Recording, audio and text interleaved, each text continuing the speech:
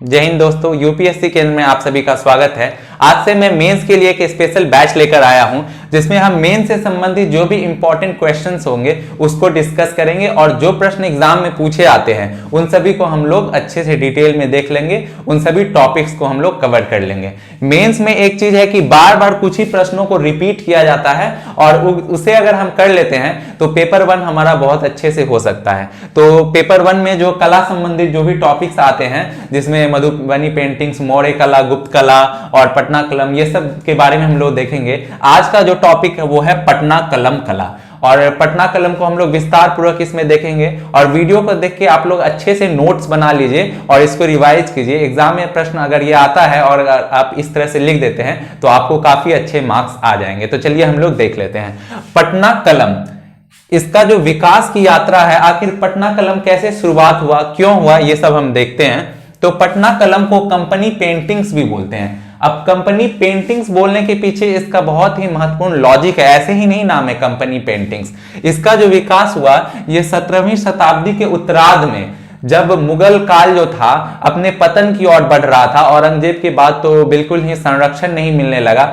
जो भी कला होता है, ये जो पेंटिंग्स होते हैं, चित्रकारी होते हैं, ये कब बहुत ज्यादा फ्लोरिश करते हैं, विकास करते हैं, जब इनको राजकीय संरक्षण प्राप्त होता है। आप समझेंगे कि अगर कोई राजा है, जैसे मुगल काल में, अकबर के टाइम में, जहांगीर के टाइम में, इस टाइम में ही क्यों पेंटिंग्स बहुत ज्यादा फेमस हुए, बहुत ज्यादा इनका विस्तार हुआ, क्योंकि जो राजा थे जैसे जहांगीर, वे स्वयं ही बहुत अच्छे कलाकार थे, बहुत अच्छी पेंटिंग्स बनाते थे। तो वो संरक्षण करते थे, उनको आसरा देते थे, पैसे खर्च करते थे, तो बहुत ज्यादा संरक्षण होता था, विकास होता था। लेकिन हम देखेंगे कि जब 17वीं शताब्दी का उत्तरार्ध आया, जब औरंगजेब की मृत्यु के बाद का समय अगर हम देखते हैं तो उस समय कला का विकास एकदम रुक गया, क्योंकि मुगल जो एक बहुत बड़ा मुगल दरबार था जो बहुत सारे कलाकारों को आश्रय देता था, वह धीरे धीरे पतन की ओर बढ़ने लगा। तो इन जो भी कलाकार थे उनको आश्रय नहीं मिलने लगा, लौटने लगे छोटे छोटे दरबारों में। पहले तो वो बंगाल के जो मुर्शिदाबाद में बहुत बड़े एक जो आपके फर्रुखसियार, ये सब हुए बड़े बड़े, उस समय बंगाल जो था एक बहुत बड़ा औद्योगिक केंद्र बना, तो कुछ कलाकार तो वहां चले गए, जिसमें कि आप देखते हैं कि कालीघाट पेंटिंग्स का उदय हुआ उसी टाइम क्रम में। उसी तरह बहुत सारे कलाकार को जब कोई आश्रय नहीं मिलने लगा तो पटना भी उस समय बहुत ज्यादा फ्लोरिश कर रहा था, एक औद्योगिक केंद्र बन रहा था, जिसमें कि बहुत सारे जो अंग्रेज व्यापारी आते थे या धनी मनी जो भी व्यापारी होते थे, रईस होते थे, वो लोग वहां पे आते थे। तो ये लोग यहाँ पे पेंटिंग्स बना के बेचने लगे और इस तरह से इनको कुछ लाभ होने लगा। तो जो भी कलाकार थे, आप ध्यान रखेंगे, इसी क्रम में लिखेंगे विकास जो हुआ इसका, यह 17वीं शताब्दी के उत्तरार्ध में क्यों हुआ, क्योंकि उस समय मुगल का पतन होने लगा था, जो भी कलाकार थे उनको आश्रय नहीं मिल रहा था, और वो लोग आके इन बड़े बड़े बाजारों, जैसे पटना हो गया, इन बाजारों में पेंटिंग्स बना के बेचने लगे। तो इस समय इसका विकास हुआ। और कंपनी पेंटिंग्स क्यों कहते हैं इसे? कंपनी पेंटिंग इसलिए कहते हैं क्योंकि जो ईस्ट इंडिया कंपनी थी, उन्होंने बहुत सारे यहाँ के मतलब जीव जंतु, यहाँ के बाजार, यहाँ के कल्चर, रहन सहन को जानने के लिए उन्होंने पेंटिंग्स बनवाया, मिनिएचर पेंटिंग्स बनाया, और वो पेंटिंग इन्हीं पटना कलम के जो कलाकार थे उनसे बनवाया गया, और उस वक्त ही ये शुरू हुआ था। इसलिए इसे कंपनी पेंटिंग्स भी कहा जाता है, क्योंकि कंपनी एक फाइल मेंटेन करती थी। जैसे कि मान लीजिए यहाँ के जो फ्लोरा और फौना है, जो भी यहाँ के पादप जीव वगैरह है, उनका एक वो फाइलम टाइप का तैयार करती थी, एक ऐसा बुक टाइप का तैयार करती थी, और उसमें सब चित्र बना के उसके बारे में लिखती थी। तो ये चित्र बनाते थे यही पटना कलम के चित्रकार, इसलिए पटना को कंपनी पेंटिंग भी कहा जाता है। तो ये आपको बात समझ में आ गया होगा कि इसका विकास क्रम क्या था। 17वीं शताब्दी के बाद में, मुगल काल के पतन के बाद इसका शुरुआत हुआ, और ये पटना वाले एरिया में जाके बहुत ज्यादा फेमस हुआ, बहुत सारे कलाकारों को वहां पे काम मिल पाया। अगला पॉइंट हम देखते हैं कि ये किस क्षेत्र में, तो मैं चर्चा करते आ रहा हूं कि ये पटना के क्षेत्र में विकसित हुआ। पटना, आरा, दानापुर वाले क्षेत्र में। पटना में भी कौन सा क्षेत्र अगर आप लिखते हैं तो आप एग्जाम में आपके कॉपी में अगर आंसर शीट में ये लिखते हैं कौन से जगह में हुआ, तो एक अच्छा इंप्रेशन पड़ता है। तो आप लिखेंगे कि पटना के लोडी कटरा, दीवान मोहल्ला, नित्यानंद का कुआं, मच्छरहट्टा, इन सभी इलाकों में ये जो भी कलाकार थे ये जमा हो गए, रहने लगे, और ये पेंटिंग्स बना के बेचने लगे। तो ये स्थान आप ध्यान रखेंगे। उसके बाद सबसे इंपॉर्टेंट पॉइंट्स पे हम लोग आ जाते हैं कि इसकी विशेषताएं क्या है। पटना कलम कला की क्या विशेषताएं हैं, इसकी पेंटिंग्स की क्या विशेषताएं हैं। मैं यहाँ पिक लगा दूंगा आपको, आप देखेंगे उसमें मैं समझाता हूं कि सबसे पहले तो ये सम्मिश्रण शैली है। सम्मिश्रण शैली क्या होता है, एक एक वर्ड पे ध्यान देंगे, यहां आपको रटना नहीं है इन सब चीजों को।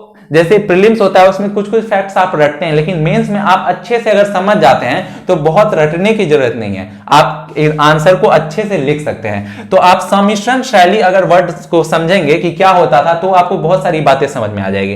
पटना कलम कैसे शुरुआत हुआ था, जो भी कलाकार मुगल दरबारों में रहते थे वो मुगल दरबार का जब पतन हुआ तो वो बाहर आ गए, पटना वगैरह एरिया में रहने लगे और चित्र बनाने लगे। तो आप सोच सकते हैं कि इनमें मुगल शैली का छाप होगा, मुगल इनके जो पूर्वज थे वो मुगल शैली में पेंटिंग करते थे, तो मुगल शैली का इसमें प्रभाव देखने को मिलता है। उसके बाद जब मुगल शैली यानी मुगल दरबार धीरे धीरे टूटने लगा तो बहुत सारे कलाकार जो थे इनके पूर्वज वो और ज्यादा मतलब दूसरे दूसरे जो छोटे छोटे राजवाड़े थे जैसे कि कांगड़ा वैली वगैरह इसमें जाके बसने लगे और वहां बनाने लगे पेंटिंग। तो इसमें पहाड़ी शैली का भी आप देखेंगे कुछ छिटपुट इसमें मिलेगा, प्रभाव देखने को मिलेगा। और इसके बाद जो यूरोपीय प्रभाव, इन सभी पटना के बाजारों में यूरोपीय आते थे वो पेंटिंग खरीदते थे। और इसके अलावा यूरोपीय जो मैंने बताया कि एक बुक पूरा तैयार करते थे, पेंटिंग्स बनवाते थे, तो उनका प्रभाव भी देखना लाजमी था। तो इसलिए इसे सम्मिश्रण शैली कहते हैं। सम्मिश्रण मतलब क्या कि मिला हुआ, बहुत सारी चीज मिल गए तो सम्मिश्रण हो गया। तो ये मिला हुआ था किसका, मुगल शैली का, पहाड़ी शैली का और यूरोपीय प्रभाव देखने को मिलता है, इसलिए इसे सम्मिश्रण शैली करते हैं। लेकिन बाद में हम देखेंगे कि धीरे धीरे इनका एक अपना ही कलेवर विकसित हुआ, अपना ही इन्होंने एक अलग पूरा बनाने लगे जिसमें मुगल शैली और पहाड़ी शैली और यूरोपीय शैली का बहुत ज्यादा प्रभाव देखने को नहीं मिलता था। एक स्वतंत्र पेंटिंग ये बन गया बाद में धीरे धीरे समय में, लेकिन प्रारंभिक दौर में इन पे इन सभी का प्रभाव था, इसलिए इसे सम्मिश्रण शैली कहते हैं। उम्मीद है आपको समझ में आया होगा। उसके बाद अन्य विशेषता जो है ये लघु चित्र, मिनिएचर पेंटिंग्स जिसे कहते हैं, जिसमें आप छाया विधि का बहुत ज्यादा इस्तेमाल नहीं करते हैं। छाया विधि क्या होता है कि जिसमें शैडो का यूज करते हैं, और परिप्रेक्ष्य विधि जो होता है जैसे कि दूर की कोई चीजों को हम लोग धुंधला दिखाते हैं और छोटा दिखाते हैं और पास की चीजों को बड़ा दिखाते हैं। तो ये सभी चीजें लघु चित्र में नहीं होती है, इन सभी का ध्यान नहीं रखते हम लोग लघु चित्र में। लघु चित्र में लगभग सेम ही बना रहेगा, मिनिएचर पेंटिंग में एक ही जैसे दूर हो पास हो बना रहता है। तो उसे ये भी इसी तरह का था, लघु चित्र था, और बहुत बड़े बड़े नहीं, छोटे छोटे कागज पे ये बनाए जाते थे। तो ये लघु चित्र शैली था और अधिकतर ये कागज पे बनाए जाते थे, कागज पे बनाए जाते थे। बाद के समय में कुछ हाथी दांत, एक बहुत ही इंपॉर्टेंट बात मैं इससे संबंधित बता देता हूं कि ये जो भी कलाकार थे, ये जो पेंटिंग पटना कलम का बना रहे थे, वे कैसे कलाकार थे, उन्हें कोई भी राज से आसरा नहीं मिला हुआ था, उनके पास पैसे नहीं थे, गरीब थे, वो अपना काम चला रहे थे। तो वो ऐसा देखिएगा आप पूरे इसमें कि ऐसा कुछ भी प्रयोग नहीं करते थे जिसमें बहुत ज्यादा पैसा लगे, खर्च हो बहुत ज्यादा।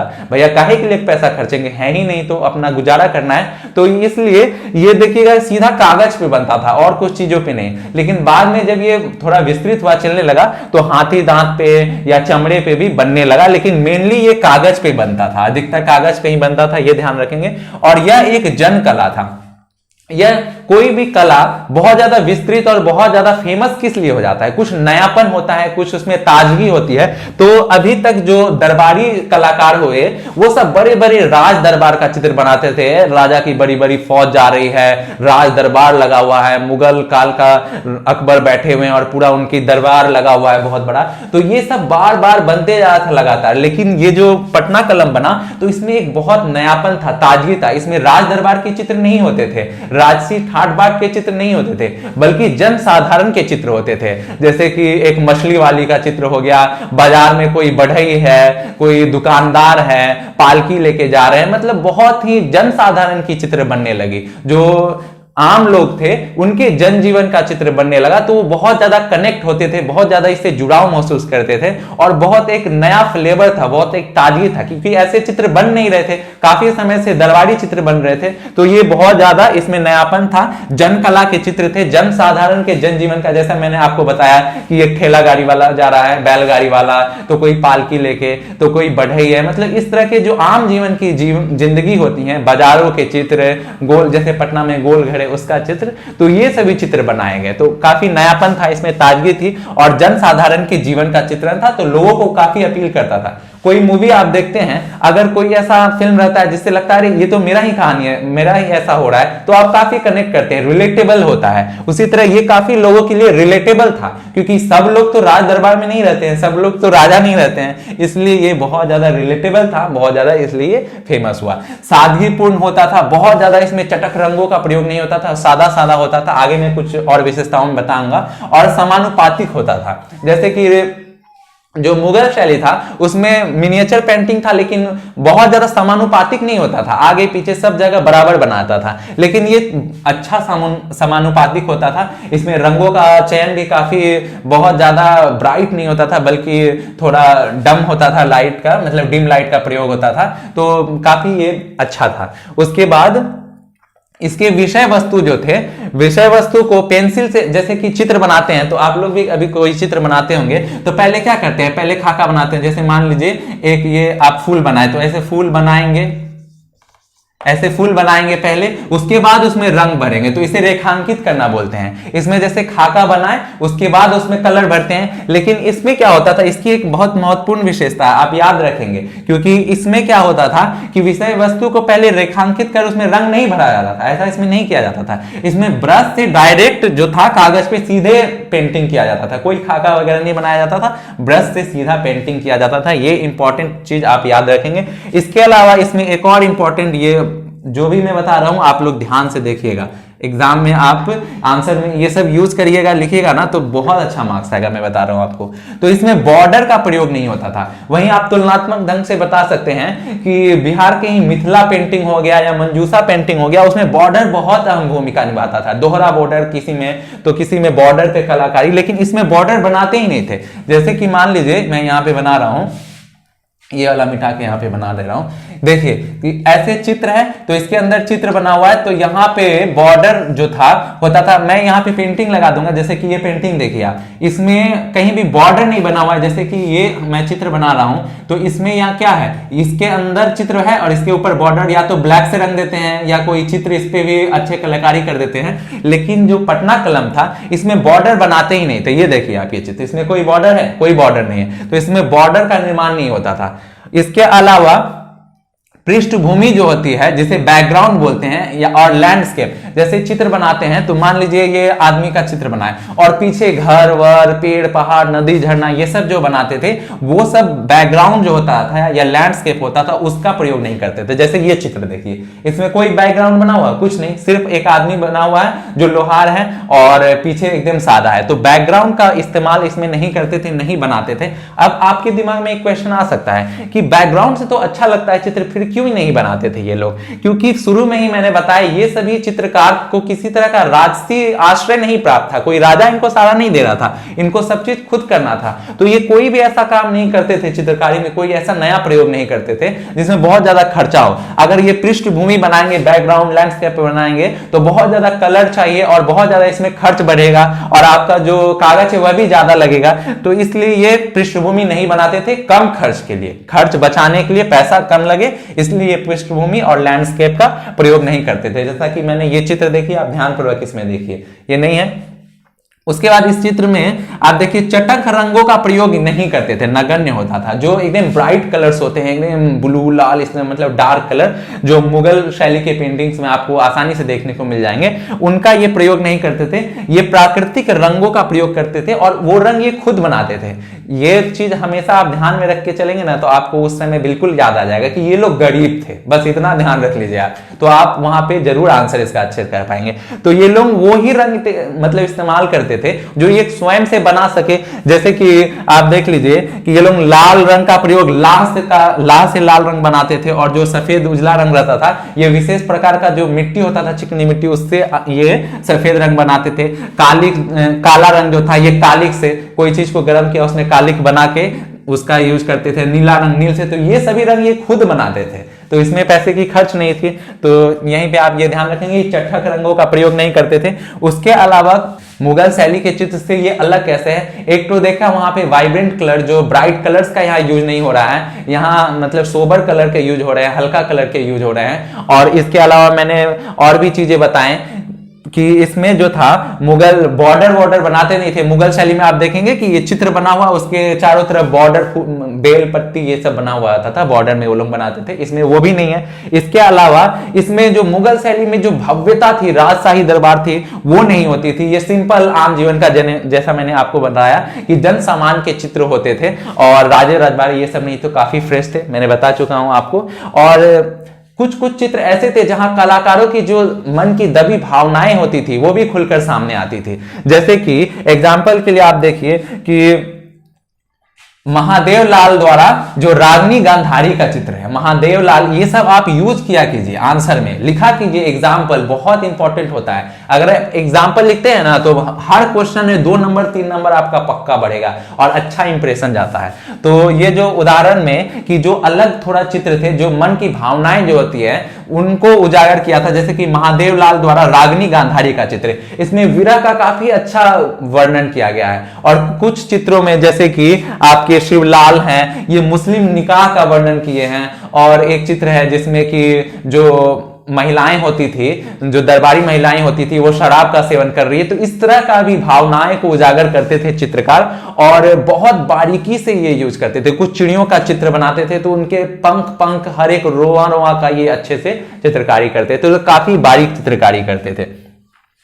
ये पतली ब्रश का इस्तेमाल जो करते थे वो भी खरीद के लाना नहीं, अपने से बनाते थे। तो पतली ब्रश जो मतलब पतली पतली लाइंस ड्रॉ करने के लिए जो ब्रश होते थे उसे गिलहरी के पूंछ के बाल से बनाते थे। ये सब लिखिए आप कि गिलहरी के पूंछ के बाल से बनाते थे। क्यों? क्योंकि वो थोड़ा मुलायम होता था, अच्छे से उससे बन सकता था। इसके अलावा जो मोटी ब्रश होती थी उसे बकरी, भैंस, गाय ये सब के गले के जो बाल होते हैं उसका इस्तेमाल करते थे उसमें, और वो थोड़ा कड़ा होता है तो उससे पहले वो उबालते थे पानी में तो नरम हो जाता था, उसके बाद इसका वो इस्तेमाल करते थे। इसमें कुछ प्रमुख चित्र जो काफी फेमस चित्र हैं उसे आप याद करेंगे, ध्यान में रखेंगे। आप ऐसे भी ये जिसके बारे में जो बता रहा हूं ना, तो आप अगर ध्यान में रखेंगे, गरीब थे, जन सामान्य के चित्र बनाते थे, तो भी आप एग्जाम्पल खुद भी लिख सकते हैं, सब सही हो जाएगा आपका। तो ये लकड़ी काटता हुआ बढ़ई, मछली बेचती हुई स्त्री, खेत जोतता हुआ किसान, कहार, लोहार, ये सारे चित्र इसके फेमस है बहुत ज्यादा। और प्रमुख कलाकार जो थे वो थे, सबसे प्रमुख जो फेमस सबसे पहले हुए उनका आप नाम याद रखेंगे, सेवक राम नाम था उसका। सेवक राम जो 1770 से 1830 के बीच ये पेंटिंग्स बनाए। और सेवक राम के बाद इन्हीं के समकालीन हुलास लाल थे जो 1785 से 1875। उसके बाद अन्य कलाकार भी थे जैसे जयराम दास हो गए, शिव दयाल लाल, फकीर चंद, टुन्नी लाल, ये सारे फेमस कलाकार हुए। 4-5 का नाम आप बिल्कुल याद रखिए, जैसे कि सेवक राम, हुलास लाल, जयराम दास, ये तो आप याद रखिए ही, अच्छा होगा आप अगर अपने आंसर में इसका मेंशन करेंगे। इसके बाद जो इसके अंतिम कलाकार हुए वो ईश्वरी प्रसाद वर्मा हुए। बाद में ये बंगाल शिफ्ट हो गए, पटना से बंगाल चले गए। और आखिरी संरक्षक जो इस पेंटिंग के हुए राधा मोहन बाबू हुए, उनकी भी मृत्यु 1997 में हो गई। उसके बाद ये जो था इसका पतन स्टार्ट हो गया। जो आखिरी संरक्षण थे राधा मोहन बाबू, उनको पोर्ट्रेट की सर्जना के आचार्य कहा जाता है, पोर्ट्रेट सर्जना के आचार्य कहा जाता है, ये भी आप लिख सकते हैं। इसके बाद इनका संग्रह किया गया जो है वह खुदाबख्श लाइब्रेरी पटना के, पटना म्यूजियम वगैरह में रखा गया है। पतन के कारणों को आप खुद भी लिख सकते हैं, मैं आपको बता रहा हूं कि ये जैसे ब्रिटिश साम्राज्य जो फैलता गया और ब्रिटिश साम्राज्य का भी पतन होने लगा, तो ये जो पेंटिंग्स थे इसका कोई खरीदार नहीं रहा, कोई खरीदेगा ही नहीं, तो फिर बनाएंगे क्यों? पैसे के लिए तो ये कलाकार बनाते थे। घर में तो एक आध पेंटिंग बनाएंगे, लेकिन व्यापक पैमाने पे जो विस्तार होता है, जब इनको आश्रय, तो ना कोई राज दरबारी आश्रय मिल रहा है, ना कोई खरीद रहा है, जैसे कि बड़े बड़े राजवाड़े जो थे वो भी समाप्त हो गए, छोटे छोटे भी समाप्त हो गए, तो इनकी जो थी, जो आय थी वो खत्म हो गई। तो जो कलाकार थे वो अन्य कामों में लग गए, जैसे कृषि में लग गए, कोई रोजगार में लग गया, अन्य रोजगार, कोई व्यापार करने लगा, कोई सरकार में भर्ती हो गया, नौकरी में, मतलब फौज में। तो इस तरह से ये सारे कलाकार का लुप्त हो गए, ये पतन का महत्वपूर्ण कारण बना। इसके अलावा एक और कारण आप लिख सकते हैं कि प्रिंटिंग प्रेस का आ जाना। जो कलाकार थे इन्हें काफी वक्त लगता था, और ये जो पेंटिंग्स बनाते थे इनको 2 दिन 4 दिन का वक्त लगा, तो इसके ये ज्यादा थोड़े पैसे के होते थे। और प्रिंटिंग प्रेस में तो धड़ाधड़ छाप दिया है, दिल्ली छाप ले, तो वो काफी सस्ता होता था, तो लोग, सस्ता चीज तो किसी को भी लुभाता है, तो लोग उसे खरीदने लगे, और फिनिशिंग भी उसमें अच्छा होता था। तो प्रिंटिंग प्रेस का भी आ जाना इसका पतन का प्रमुख कारण रहा। तो ये पटना कलम जो पेंटिंग्स था, अब कुछ वे फॉरवर्ड भी आप लिख सकते हैं कि हालांकि इसका जो पतन हो गया है, लेकिन आज फिर से इसे जागृत करने की जरूरत है। जैसे कि युवाओं में इसका हम लोग विकास कर सकते हैं। स्कूल में जो पेंटिंग क्लास होते हैं, जो आर्ट एंड कल्चर के क्लास होते हैं बच्चों के क्लास में, तो उसमें पटना कलम के बारे में बताया जा सकता है। शिक्षक उन्हें पटना कलम सिखा सकते हैं, जिससे फिर से एक नया रूप में उभरेगा। सरकार को भी इसका प्रचार प्रसार थोड़ा करना चाहिए, इससे संबंधित स्टाम्प निकालना चाहिए, या फिर अपने चीजों जैसे ट्रेन वगैरह पे, जैसे मधुबनी पेंटिंग आजकल काफी ट्रेन वगैरह पे दीवालों पे बनाया जा रहा है, तो उस तरह से इसका भी पटना पेंटिंग को बनाया जा सकता है। और इसको आपको जीआई टैग भी दिलवाने की मांग करनी चाहिए सरकार को, जिससे फिर से ये जो पुराने हमारे जो इतिहास के बहुत धरोहर हैं, इनको हमको संजोना चाहिए, इनका फिर से विकास करना चाहिए। तो ये आप लिख सकते हैं आंसर में। ये एक टॉपिक कवर हो गया। 3-4 इसमें मधुबनी पेंटिंग, मंजूषा पेंटिंग, मौर्य कला और गुप्त कला, ये मैं एक एक करके बता दूंगा। इन्हीं में से प्रश्न आएंगे, ये आप लिख लीजिए, तो आप इसे आसानी से कर सकेंगे। वीडियो का आप लोग लाइक कीजिए, शेयर कीजिए और सब्सक्राइब जरूर कीजिए। लाइक करने में क्या आता है आपको, लाइक कीजिए आप और